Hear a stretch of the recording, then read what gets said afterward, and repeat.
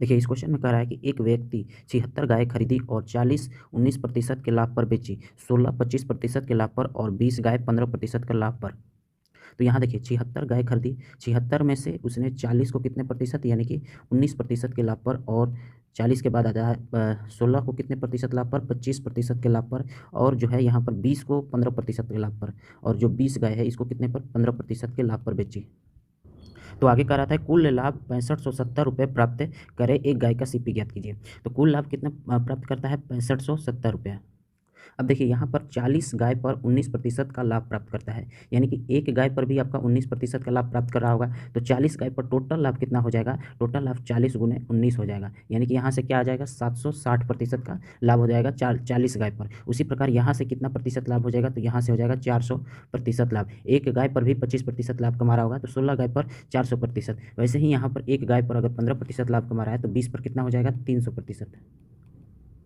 तो यहाँ से जो है टोटल लाभ कितना हो गया, तो 760, 400 और 300 को जोड़ देंगे, 4 और 3 कितना होता है 7, 7 7 14, यानी कि टोटल लाभ प्रतिशत कितना हो गया, टोटल लाभ प्रतिशत ये हो गया आपका 1460%। और ये जो है कितने गाय का है, 76 गाय का।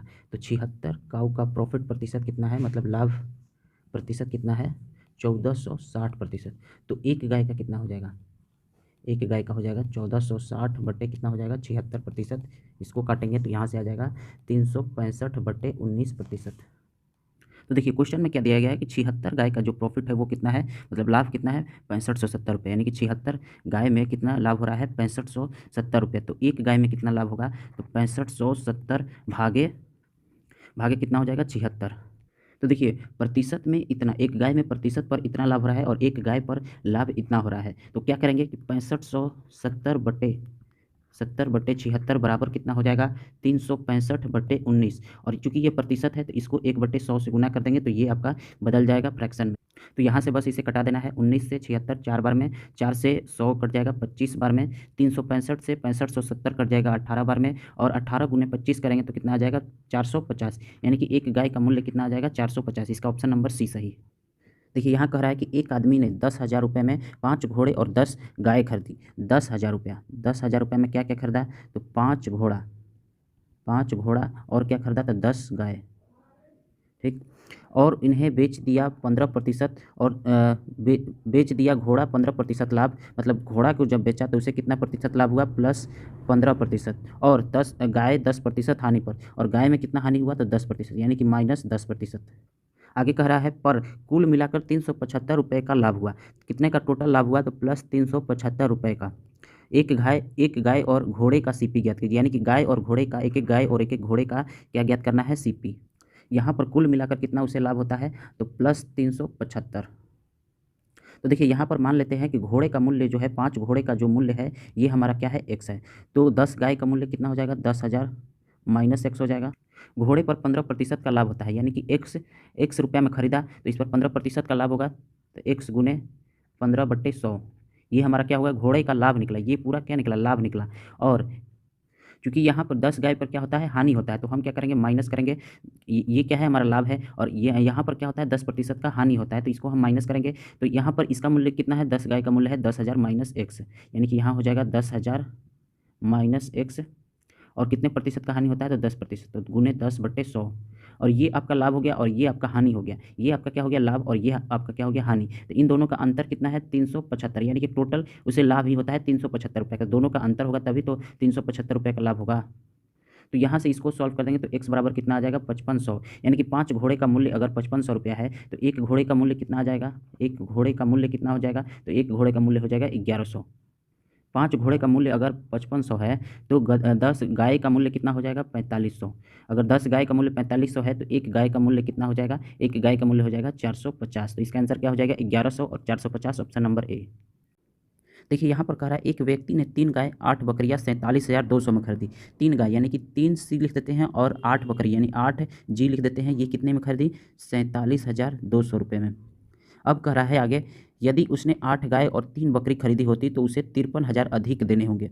अगर उसने कितने 8 गाय यानी कि 8C प्लस 3 बकरी यानी 3G अगर खरीदी होती तो उसे 53,000 अधिक देने होते। पहले तो वो 47,200 रुपये देता था, अब कितना देता 47,200 प्लस 53,000, अब उसे इतना देना होता।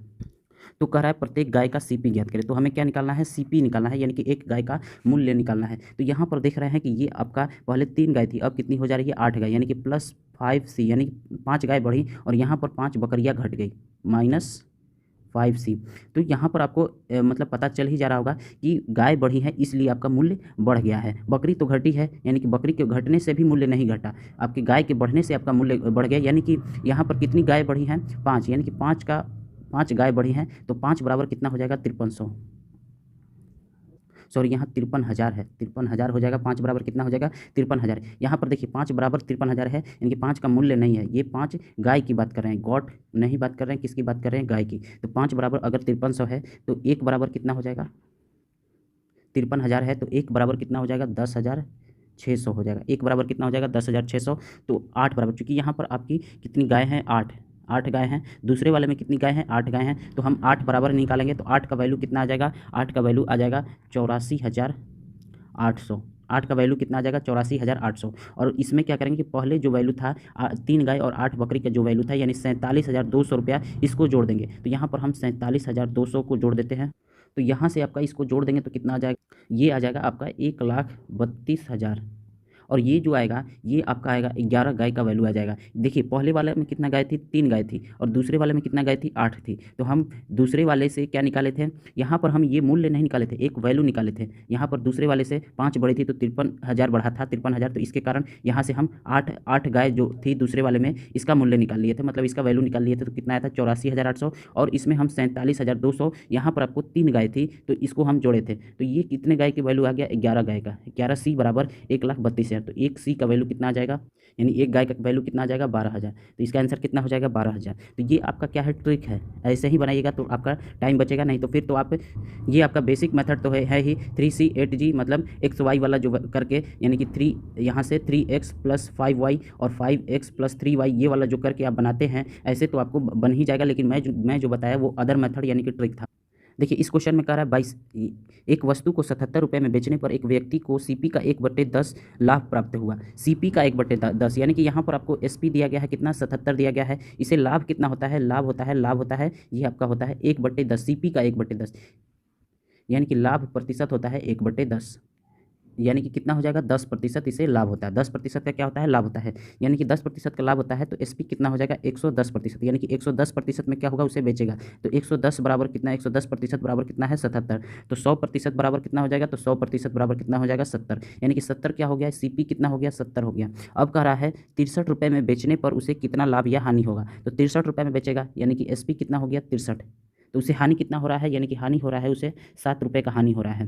तो हानि प्रतिशत कितना हो जाएगा, हानि प्रतिशत कितना हो जाएगा, 7 रुपये हानि हुआ। सीपी कितना था, 70, और गुने क्या हो जाएगा, 100। तो ये कट गया 10 बार में और ये कट गया 10 बार में, यानी कि हानि कितना हुआ, 10% का उसे हानि हुआ, यानी कि ऑप्शन नंबर ए सही।